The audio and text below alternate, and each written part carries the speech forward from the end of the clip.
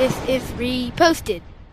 It's spring. Baseball season has started. NCAA tournament is over. Basketball's rolling towards the playoffs. So it is Masters time right around the corner. The famous golf tournament at Augusta. Jack Nicklaus won 6 green jackets. So the quote comes from him. Pressure is what you live for. You're going to be successful in life. You're going to have pressure. Jack Nicklaus. We're joined by our good friend, the How I Met This Way podcast. Did I get that right?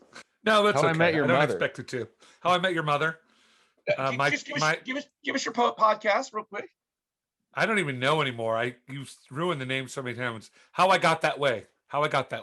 Okay, so I've known you for a long time. You're one of those people like me. You're sort of loud. You teach for a living. So it seems like people ask us to give speeches at weddings or host trivia games. It's just sort of inevitable of who we are that we get asked to do things where there are a little bit of pressure. Andrew, you were an engineer. You were successful in your career. You're now improv and acting. So you too, at some particular point, have had pressure moments in your career.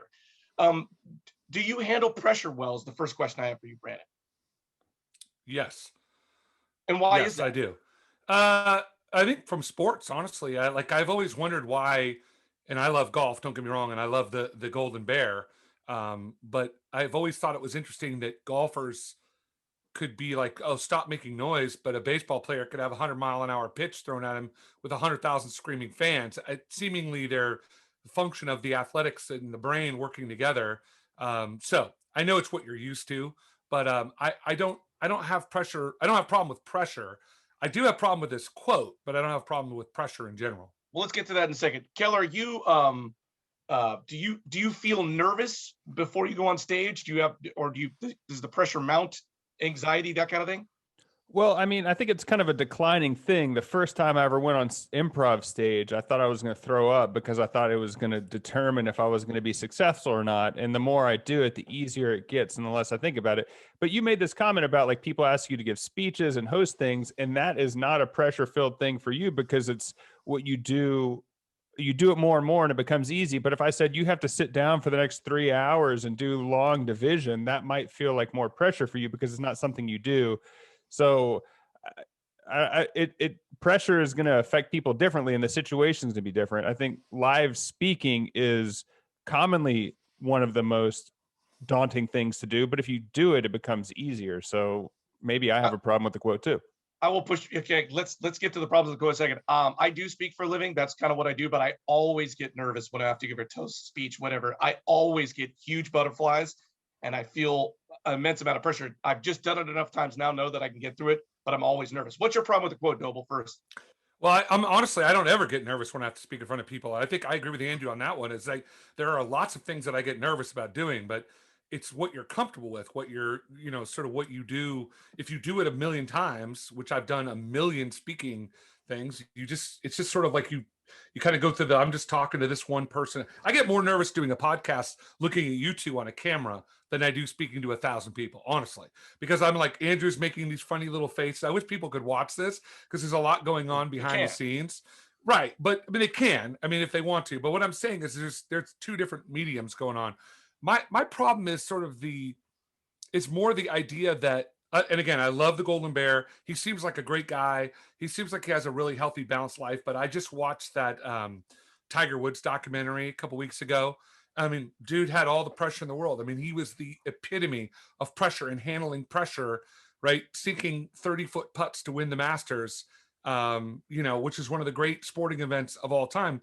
But look at his life. It's a train wreck. So my point is is winning, and Jack said, if you want to win, I think there's part of this, and I know the show, I listen to every one of your podcasts. That's a true statement, not a false statement.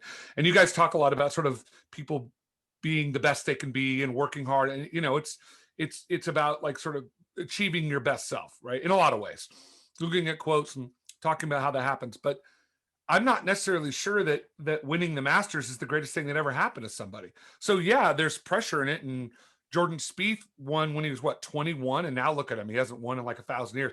That's pressure. But I just don't know if the winning part is that important. I mean, I think I'd rather, the pressure for me is to be a good dad and a good husband. I know that's cheesy, but I feel more pressure there. We're going to get back to that. Andrew, what's your problem with the quote? I think, my addendum to this quote would be, if you're going to be successful in life, you have to overcome pressure or overcome adversity, because like it's going to get easier. I think when I play golf, if the groundskeeper is watching me hit my approach shot, I'm going to shank it. But if I do that every day, if I get my 10,000 hours with people watching me, then it's going to become easier every time. So the first time you do something, it's going to be difficult, and how you react to that is going to be more important. Like the first time Doble changed the diaper, probably wasn't easy, and there's like, am I Horrible. going to mess this up? And then now, well, you probably don't change them anymore, but like whatever it is, the first time you do it, there's a certain amount of pressure, and how you react to that, I think, more is going to determine your success in life. Can I say, wait, before you go to that, I got to say, that is the most pressure situation I've ever been in my life. Changing my daughter's diaper at day 2. I was so scared. Day 1, she'd just been born. I was so scared that I was going to hurt her. That's a great example, Andrew. I cannot think of a better example. You're right. After you've changed 1,000 diapers, you're like, yeah, whatever, no big deal. You know you're not going to break them. But that is pressure. The ultimate end of that is you're feeling the pressure because you don't want to hurt something you love. Right. I guess that would be the point, is if you're trying to win the Masters, if you're saying, if I don't win this, my life is not going to be as good, that's pressure.